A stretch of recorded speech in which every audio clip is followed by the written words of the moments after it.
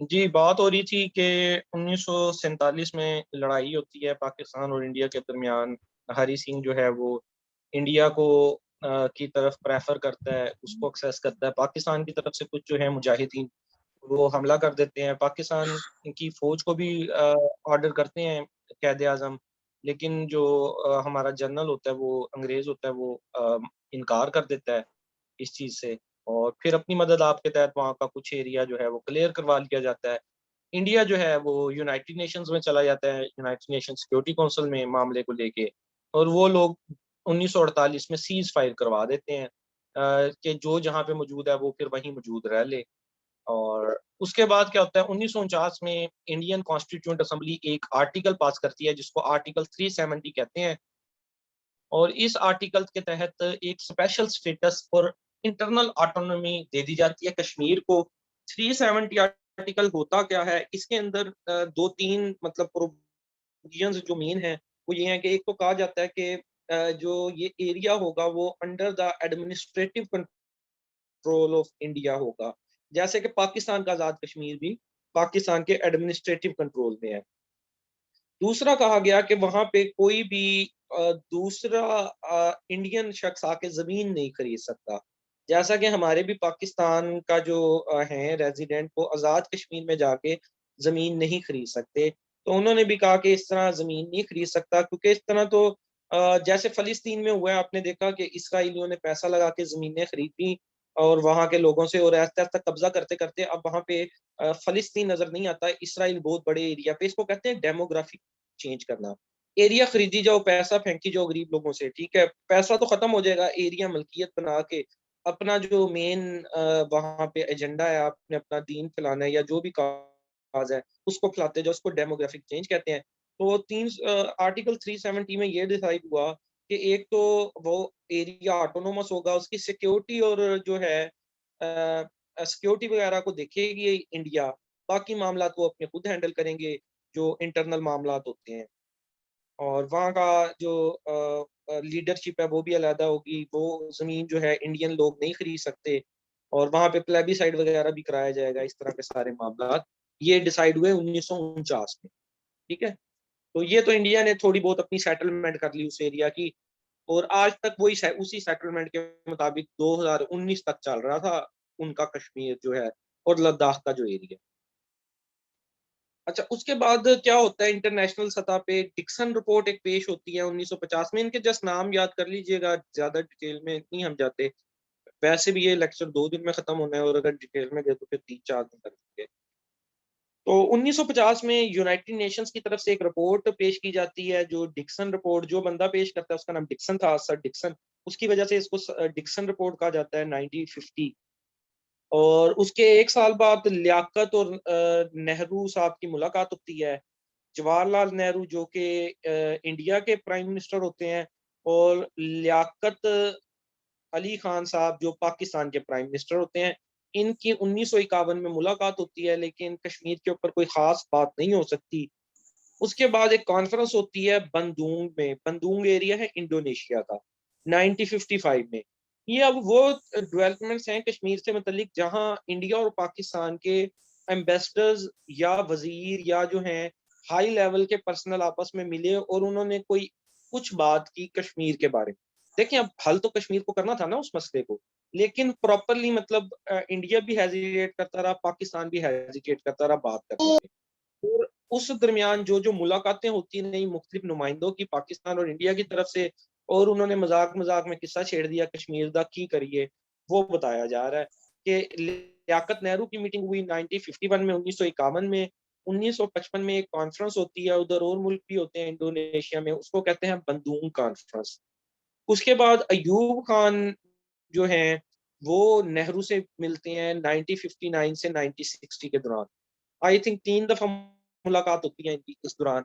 Different, कभी airports पे हो गई गुजरते हुए, क्रॉसिंग हो रही थी, किसी और मुल्क में जा रहे थे तो इस तरह करके, और कभी दाएं बाएं चक्कर लग गया। तो इस तरह इनकी 3 मुलाकातें होती हैं। अयूब खान मतलब 1958 में आ गए थे पाकिस्तान में, और उधर नेहरू ही था। जो प्राइम मिनिस्टर है उनका नेहरू ही था। हमारे इधर जो है वो 6 प्राइम मिनिस्टर चेंज हो चुके हुए थे, और अयूब खान जो है वो फिर प्रेसिडेंट बन के आ गए सामने, और फिर प्राइम मिनिस्टर तो ही नहीं इन्होंने 1958 से लेके 1969 तक 11 साल इन्होंने अपने अंदर कोई प्राइम मिनिस्टर नहीं रखा। लेकिन इन्होंने तरक्की भी दी थी, खैर मुल्क में काफी जो है वो इस्लाहात नाफिज की थी। उसके बाद अयूब खान के जो फॉरेन मिनिस्टर था उसका नाम था जी जुल्फकार अली भुट्टो। अयूब खान ने जो फॉरेन मिनिस्टर रखा हुआ था अपना, उसका नाम था जुल्फकार अली भुट्टो। और 6 राउंड ऑफ टॉक्स होते हैं जुल्फकार अली भुट्टो और सरदार सवान सिंह के दरमियान। सरदार सवान सिंह कौन था? ये इंडिया का फॉरेन मिनिस्टर था। इनके दरमियान मुलाकातें होती हैं 1962 से 63 के दरमियान कश्मीर को लेके। लेकिन कोई खातर खा मतलब नतीजा नहीं निकल पाता कि क्या किया जाए। ठीक है, ये दोबारा से मैं आपको मतलब बता देता हूँ कि 1947 की लड़ाई के बाद की डेवलपमेंट्स में आपको बता रहा हूँ। उसमें पिछली स्लाइड में तो हमने देख लिया, यूनाइटेड नेशन में चले गए और ये हो गया वो हो गया, सीज फायर हो गई। उसके बाद कुछ ये यूनाइटेड नेशन की रिपोर्ट आई, डिक्सन रिपोर्ट। लियाकत खान पाकिस्तान के प्राइम मिनिस्टर थे, नेहरू जो हैं वो इंडिया के प्राइम मिनिस्टर थे।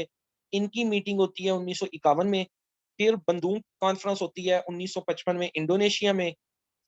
फिर अयूब खान आ जाते हैं इधर हमारे, क्योंकि हम इंडिया पे इस पे इतनी ज्यादा बात नहीं हो सकी, हमें अपने कॉन्स्टिट्यूशन बनाने पे और अपने प्राइम मिनिस्टर्स बचाने के ऊपर ही हमारा फोकस रहा। 1956 में आइन वगैरह बन गया। उसके बाद भी जो है सिकंदर मिर्जा साहब जो कभी प्राइम मिनिस्टर रख लेते थे कभी निकाल देते थे।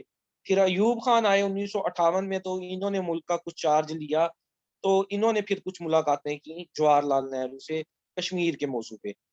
और उसके बाद इन्होंने अयूब खान का जो था फॉरेन मिनिस्टर जुल्फकार अली भुट्टो, वो दूसरे फॉरेन मिनिस्टर से, इंडिया के फॉरेन मिनिस्टर से 6 दफा मिला। सरदार समान सिंह उसका नाम था। ये सारी बातें किस दरमियान हुई? 1947 से लेके 1964 के दरमियान, दूसरी जंग होने से पहले पहले मामला को सीधा करने की कुछ ना कुछ जो है रवायती कोशिश की गई कि जी मामला कुछ सीधे हो जाए, कश्मीर के ऊपर कोई बात हो जाए। लेकिन कोई खातर खा फायदा नहीं निकला। तो उसके बाद क्या हुआ? 1965 के अंदर जी दूसरी जंग लड़ जाती है पाकिस्तान और इंडिया की। ठीक है, इसमें भी सॉरी टू से कहा जाता है कि पाकिस्तान ने हमला किया था, मुजाहिदीन ने पहले कश्मीर के तरफ आज़ाद करवाने के लिए। तो फिर इंडिया ने जो है फिर वो रद्द अमल में पाकिस्तान की तरफ हमला किया। लाहौर वाला वो सारा वाकया, और वो जो वहाँ पे नहर और कौन सी नहर थी, पीपी नहर कौन सी, वो सारे मामला, और सियालकोट सेक्टर पे लड़ाई और डिफरेंट महाज पे लड़ाई चलती रही। कौन जीता कौन हारा 1948 की, 1965 की, 1999 की, ये अब तक जो है वो डिबेटेबल है। इसको आप मतलब अगर सर्च करेंगे विकिपीडिया वगैरह पे, तो इंडिया के ज्यादा आर्टिकल पड़े हैं। वो यही कहेंगे कि इंडिया जीतता है, पाकिस्तानी ऑथर पढ़ेंगे तो वो कहेंगे पाकिस्तान जीतता है। मतलब ये जंगे कौन सा, वो कैमरे तो लगे नहीं होते कि कौन जीता कौन हारा डिसाइड होना। तो खैर ये, हाँ जी, BRB कनाल 1965 में India and Pakistan go to war after Pakistan launches operation Gibraltar in August, sending armed infiltration across the ceasefire line. Pakistan एक ऑपरेशन लॉन्च करता है, ऑपरेशन जिब्राल्टर जिसका नाम होता है। और इस वक्त 1965 में जो है वो रिटर्न में 1965, तो ये लंबी डिबेट है, इसको छोड़ें कौन जीता कौन हारा। 1971 तो हारा ही हुआ है ना पाकिस्तान, वो तो अंडरस्टूड है, एरिया अलग हो गया था। 48, 65 और 99, ये जरा इसके ऊपर खुद डिटेल में सर्च कर लीजिएगा और खुद ही डिसाइड कर लीजिएगा कौन जीता कौन हारा। अच्छा, 1965 में पाकिस्तान एक ऑपरेशन लॉन्च करता है जिसको कहते हैं ऑपरेशन जिब्राल्टर। ठीक है, इंपॉर्टेंट पॉइंट है। और इस ऑपरेशन के तहत जो है सीज फायर लाइन को क्रॉस कर किया जाता है। कश्मीर क्योंकि आज़ाद नहीं हो रहा और बार बार मुहाइदे हो रहे हैं लेकिन कुछ नहीं हो रहा। अब दोनों तरफ है तो कश्मीरी ना, आधा पाकिस्तान की तरफ जो आज़ाद कश्मीर और गिलगित बल्तिस्तान है वो भी कश्मीरी लोग हैं, दूसरी तरफ भी कश्मीरी लोग हैं। वो लोग तो फिर जाहिर बात है कोशिश करेंगे ना अपना एरिया कवर करवाने की या अपने रिश्तेदारों के पास जाने की इस तरह। तो फिर वो कुछ अब जो हैं वो पिछले दो जो जनरल थे वो अंग्रेज थे, लेकिन जो अयूब खान थे वो फिर मुसलमान जनरल थे, उन्होंने फिर इसमें थोड़ा फौज ने भी साथ हमारे जो मुजाहिदीन थे उनके साथ मिलके हिस्सा लिया इसके अंदर ऑपरेशन जिब्राल्टर में। लेकिन ये जो कन्फ्लिक्ट है, कुछ एरियाज पाकिस्तान ने फतह कर लिए और कुछ एरिया इंडिया ने फतह कर लिए पाकिस्तान के। अब जब ये फतह हो गई इस तरह एरिया, तो दोबारा से यूनाइटेड नेशंस में इंडिया चला गया और वहां पे बात हुई, तो यूनाइटेड नेशन ने ये कहा कि अभी ये डिसाइड करना कि पाकिस्तान ने कितना कब्जा किया और इंडिया ने कितना कब्जा किया, ये हर लिटरेचर में आपको डिफरेंट मिलेगा। खैर फैसला ये हुआ कि पाकिस्तान ने जितना हिस्सा इंडिया का कब्जा किया पाकिस्तान वापस कर दे, और इंडिया ने जितना हिस्सा पाकिस्तान का कवर किया वो पाकिस्तान को वापस कर दे। दोनों इस चीज पे मान जाते हैं 1966 में। और प्री 1965 की कंडीशन में जी दो जनरल थे, एक फ्रांक मैसर्वी और दूसरा जनरल डॉगलस। एक जनरल फ्रैंक मैसेवरी, ये मेरा ख्याल पहले थे, और जनरल डॉगलस दूसरे थे, और फिर जो है अयूब खान आ जाते हैं। तो अच्छा, अब क्या होता है, एक डिक्लेरेशन होती है जिसको कहते हैं ताशकंद डिक्लेरेशन 1966। अच्छा, 1966 की जो ये डिक्लेरेशन होती है, ये ताशकंद के मुकाम पे होती है, ये जगह का नाम है। और यहाँ पे अयूब खान साहब जाते हैं और इधर टेबल टॉक्स होती हैं, और कहा यह जाता है कि पाकिस्तान 1965 की जंग जो है वो बैटल में जीत गया था, लेकिन टेबल पे जाके हार गया कह लें, या कंसीड कर गया, बराबर कर गया। तो इसके ऊपर आपको मैंने पाकिस्तान अफेयर में भी बताया था, जो थे पाकिस्तान के वजीरे फॉरेन मिनिस्टर जुल्फकार अली भुट्टो, वो फिर अलहदा हो गए थे इससे, अयूब खान से। उन्होंने फिर अपनी एक अलहदा पार्टी बना ली थी जिसका नाम है पाकिस्तान पीपल्स पार्टी, पीपीपी। ठीक है, वो अलहदा हो गए थे, ताशकंद डिक्लेरेशन के वो अगेंस्ट थे। उन्होंने अयूब खान को कहा कि हम ये जंग में ज्यादा इलाके जीते हुए हैं, आपने ये डिक्लेरेशन में जाके इलाके वापस क्यों किए। तो वो फिर इनसे अलहदा हो गए थे और उन्होंने फिर अपनी पार्टी अलहदा बना ली थी। और आपको पता है फिर वो 1966 के बाद से 1971 के दरमियान 5 साल के दौर में उन्होंने अपने आप को मजबूत किया। 1970 और 71 के जो इलेक्शन हुए तो फिर पीपल्स पार्टी का दौर आ गया था। और अयूब खान के खिलाफ मतलब यहाँ से एक तो ये ताशकंद डिक्लेरेशन, और जो है कुछ फातिमा जना का एक इलेक्शन था 1965 का था, वो था इलेक्शन 1965 का ही था आई थिंक। वो इलेक्शन था, उसमें धांधली के इल्जाम वगैरह लगे थे अयूब खान पे, जो वो फातिमा जना के अगेंस्ट लड़े थे। फिर ये ताशकंद डिक्लेरेशन वाला मसला बन गया, तो अयूब खान की गवर्नमेंट फिर जो है ना वो कमजोर हो गई थी। और उसके बाद यहिया खान आ जाते हैं 2 साल के लिए, 1969 से 1971 तक। और वो वादा करते हैं कि मैं इलेक्शन करवाऊंगा, वो इलेक्शन करवाते हैं, और जुल्फकार अली भुट्टो की गवर्नमेंट आ जाती है पीपल्स पार्टी की 1971 में पाकिस्तान में।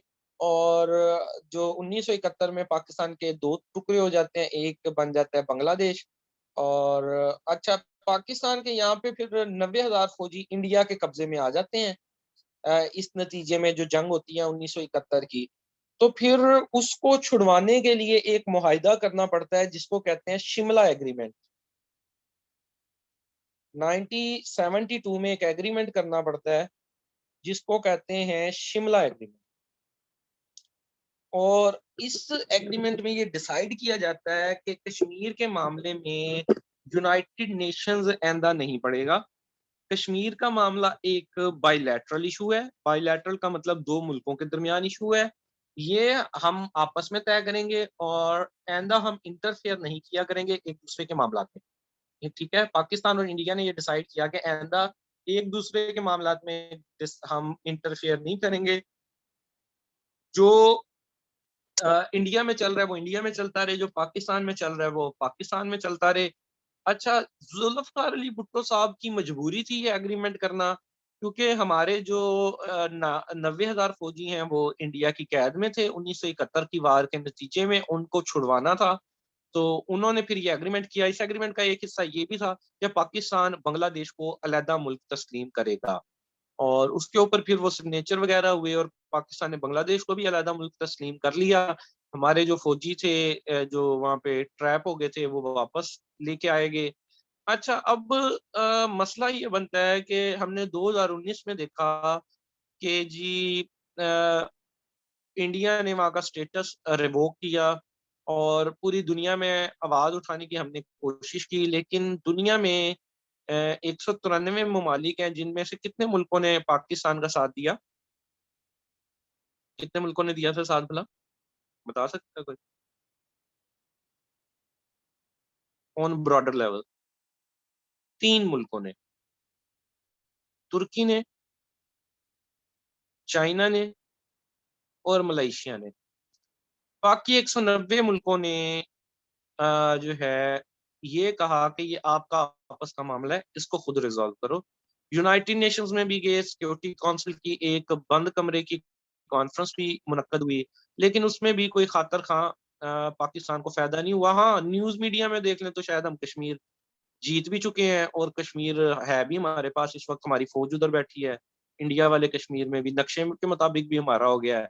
आप दुनिया न्यूज और एक्सप्रेस न्यूज लगा लें, उसके मुताबिक भी हम जीत गए हुए हैं सारा एरिया। और इंडिया जो है वो एक टेररिस्ट कंट्री है, ठीक है। और फाटफ के अंदर लेकिन पाकिस्तान है, एफएटीएफ में। हार्ड रियलिटीज तो है ना ये। अगर आप इंटरनेशनल लेवल पे देखें तो टेरर फाइनेंसिंग और मनी लॉन्ड्रिंग में पाकिस्तान है फाटफ में, और इंडिया को वर्ल्ड की डेमोक्रेसी माना जाता है। लेकिन आप शाम को 9 बजे का बुलेटिन लगा लें, उसमें आप देखेंगे कि इंडिया को टेररिस्ट कंट्री बताया जा रहा होगा, वहाँ किसानों का एक रोला चल रहा है वो बताया जा रहा होगा, कश्मीर में जो जुल्म हो रहे हैं वो बताया जा रहा होगा। लेकिन ऑन द कंट्रेरी जब हम इंटरनेशनल लेवल पे देखते हैं तो पाकिस्तान का विजिट यूरोप ने भी बैन कर दिया है। हम कहते हैं ये यहूदी साजिश है, ईसाई साजिश है। तो मुसलमानों के खिलाफ वो तो इंडिया में पाकिस्तान से ज्यादा मुस्लिम रहते हैं। रिकॉर्ड में अगर सेट करूं, इंडोनेशिया में सबसे ज्यादा रहते हैं मुसलमान, दूसरे नंबर पे इंडिया में रहते हैं, तीसरे नंबर में पाकिस्तान में रहते हैं। ठीक है, तो चले वहां मुसलमानों को भी छोड़े, वो तो हिंदू है ना, वो लोग जो हैं वो हिंदू हैं। तो ईसाई हिंदुओं का क्यों फिर साथ देते हैं? मतलब ये मिथ्स बनाई गई हैं। ऐसा काफी हद तक, कुछ हद तक हो सकता है डिप्लोमेसी भी हो, लेकिन हमारा साथ खैर 3 मुल्कों ने दिया। वो मैं बताना आपको ये चाह रहा था, वो इस वजह से क्योंकि 1972 में जुल्फ़िकार अली भुट्टो साहब ये बात मुआहदे पे साइन करके आए हुए हैं, और इंडिया और पाकिस्तान के दरमियान ये मुआहदा हुआ हुआ है कि इंडिया और कश्मीर पाकिस्तान और इंडिया का आपस का मामला है, दूसरी दुनिया इसमें इंटरफेयर नहीं करेगी। ठीक है, तो आज जब हम आवाज उठाते हैं, दूसरी दुनिया को कहते हैं कि आओ इस मामले को निपटाओ, तो वो बंद कमरे में यही बात उनके सामने रखते हैं, हमारे सामने रखते हैं कि भाई जी ये आपका इंटरनल मामला है, आप ये खुद माने हुए हो। अब हम कैसे वहां पे आके इस मामले को निपटाएं, इसलिए आप इस मामले को दोनों मुल्क खुद अमन पसंदी से सेटल करें। ठीक है, ये बात होगी 1972 की, शिमला एग्रीमेंट की, जुल्फकार अली भुट्टो की। उसके बाद मामला जो है वो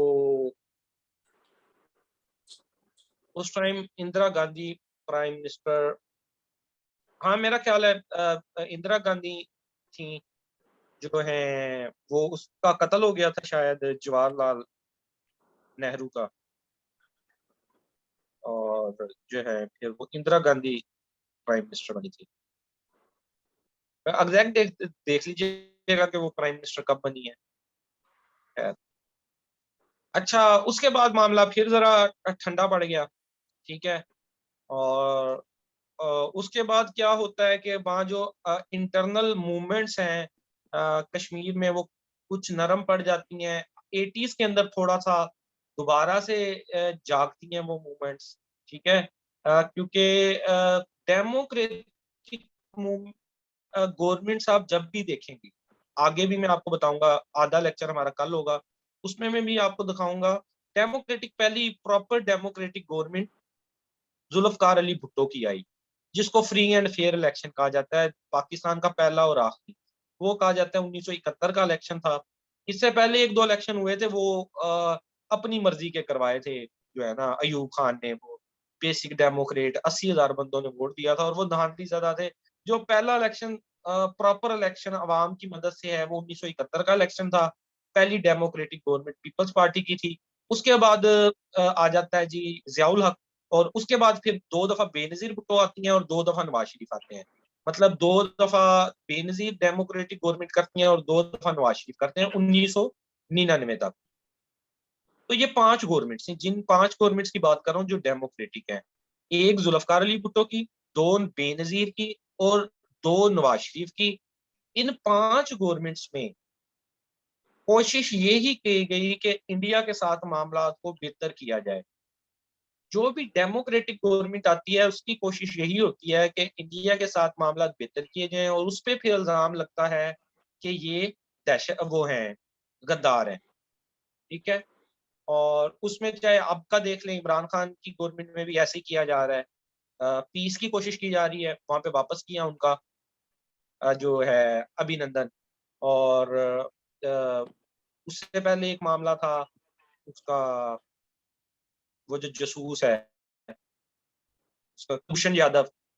नून लीग के जमाने में कहा जाता था कि क्यों नहीं बोलते, लेकिन अब के मामले में भी मतलब देखें कि नहीं, ये नहीं बोलना होता ना। जो इस लेवल के लोग होते हैं ना, प्राइम मिनिस्टर और प्रेसिडेंट लेवल के, उन लोगों ने नहीं बोलना होता। उनको इस चीज से रोका गया होता है कि इंटरनेशनल लेवल पे अलग तरह की डिप्लोमेसी होती है। खैर, बताने का मकसद ये है कि जो भी गवर्नमेंट्स आई डेमोक्रेटिक, उन्होंने ये कोशिश की कि इंडिया के साथ कुछ मामला को बेहतर रखा जाए। जब जब गवर्नमेंट्स आई डिक्टेटर्स की, मतलब इसके बाद जियाउल हक की गवर्नमेंट आ जाती है, वो 1977 से 1988 तक रूल करते हैं, ऑलमोस्ट 11 साल।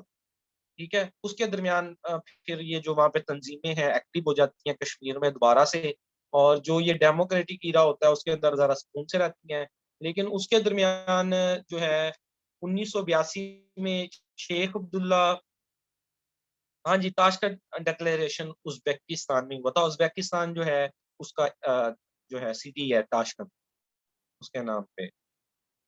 तो 1942 1982 में शेख अब्दुल्ला डाई कर जाते हैं। ये एक मतलब फिगर है मशहूर उधर की, कश्मीर के ये एडमिनिस्ट्रेटिव पोस्टों पे रहे। ये इनकी डेथ हो जाती है, और उनके जो बेटे हैं फरूक अब्दुल्ला, वो टेक ओवर कर लेते हैं नेशनल कॉन्फ्रेंस, जो इनकी वहां पे एक मूवमेंट वगैरह चल रही है उसका।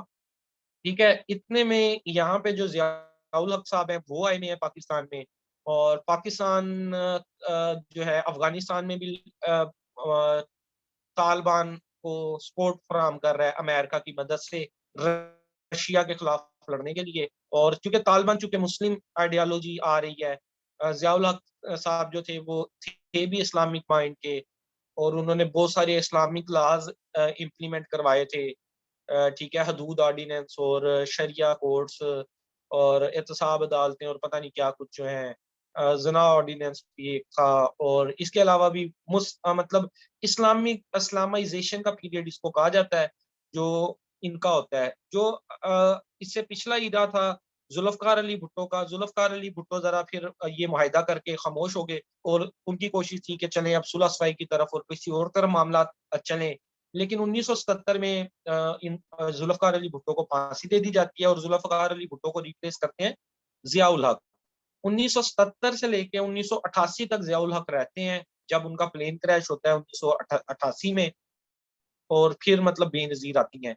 उससे पहले के इरा में रहते हैं अपना जियाउल हक साहब। और जो जियाउल हक साहब हैं वो वहाँ पे कुछ, चूंकि तालिबान की क्रिएशन भी हो रही होती है, इस्लामिक निज़ाम भी आ रहा होता है, तो कश्मीर की तरफ भी एक अपराइजिंग शुरू हो जाती है, दोबारा से मूवमेंट शुरू हो जाती है आज़ादी की। और उस दरमियान क्या होता है, मैंने आपको बताया आखिरी पॉइंट में कि 1982 में जो है वो शेख अब्दुल्ला डाई कर जाते हैं, उनकी डेथ हो जाती है शेख अब्दुल्ला की। ये लीडर होते हैं कश्मीर के, और उनके बेटे फरूक अब्दुल्ला आ जाते हैं और वो लीड करने लग जाते हैं। ठीक है जी। ये 1965 से लेके 1986 का माजरा है। उसके बाद 1987 से लेके आगे क्या हुआ, और 1987 से लेके 2021 तक क्या हुआ वो हम कल के लेक्चर में देखेंगे। लेकिन माइंड में रख लीजिएगा कि 1987 में फरूक अब्दुल्ला है कश्मीर में, और एक अपराइजिंग होती है इंडिया में 1988 में, जब इनकी डेथ हो जाती है यहाँ पे हमारे जो हैं जियाउल हक साहब की। और 89 से 90 के दरमियान जो है बेनज़ीर आ जाती हैं जहाँ पे, ठीक है। और बेनज़ीर भुट्टो क्या करती हैं, वो हम फिर बेनज़ीर भुट्टो से लेके इमरान खान तक, वो हम फिर कल के लेक्चर में देखेंगे। और आगे क्या रिजल्ट निकल सकते हैं कश्मीर के, वो भी हम कल के लेक्चर में देख लेंगे। तो फिलहाल यहाँ तक आप ब्रेक लगाएं कि 1990, जब हम मोस्टली हम लोग जो हमारे एज के लोग हैं वो पैदा हुए होंगे, कोई 1990 में, कोई 92 में, कोई 95 में। जो पीछे हो चुका, जो माजी गुजर चुका, वो हमने देख लिया अपनी पैदाइश से पहले तक का कि क्या कुछ हुआ है कश्मीर में। और पैदाइश के बाद का जो मामलात हैं वो अब हम कल के लेक्चर में देख सकते हैं। डिक्सन रिपोर्ट की एक रिपोर्ट थी जी यूनाइटेड नेशंस की, उसमें उन्होंने बताया था कि रेफरेंडम करवाना चाहिए यहाँ पे। और वो पूरा एक उसने जायजा लिया था 1947 से लेके 1950 तक के जो अवामिल हैं, वो एक रिपोर्ट की शक्ल में पेश किए गए थे जिसको कहा जाता है डिक्सन रिपोर्ट। उसको फिर इंडिया ने भी नहीं माना था और पाकिस्तान भी नहीं माना था। उस पे अमल दरामद डिक्सन रिपोर्ट पे नहीं हो सका। ठीक है, वो यूनाइटेड नेशंस की तरफ से एक रिपोर्ट थी। 1948 से 1949 में जो यूनाइटेड नेशन सिक्योरिटी काउंसिल की कॉन्फ्रेंसेस होती रही डिफरेंट टाइप की कि क्या किया जाए इस मामले को, क्योंकि यूनाइटेड नेशंस बढ़ गया था बीच में। उन्होंने अपने कुछ लोग लगाए कि आप जाके ऑब्जर्व करें कंडीशंस वगैरह और मामला क्या है। तो उसके तनाजर में जो रिपोर्ट पेश की गई उसको डिक्सन रिपोर्ट 1950 कहते हैं, 1950 में पेश की गई थी। खैर लेकिन उसमें अमल नहीं हुआ, ना किसी ने उसको माना। ठीक है, तो बाकी का लेक्चर हम इंशाल्लाह कल देखेंगे। अब जो ऐसा है कि टेस्ट जो एक आपका कंडक्ट करना है वो ग्रुप में आ जाए टेस्ट देने के लिए।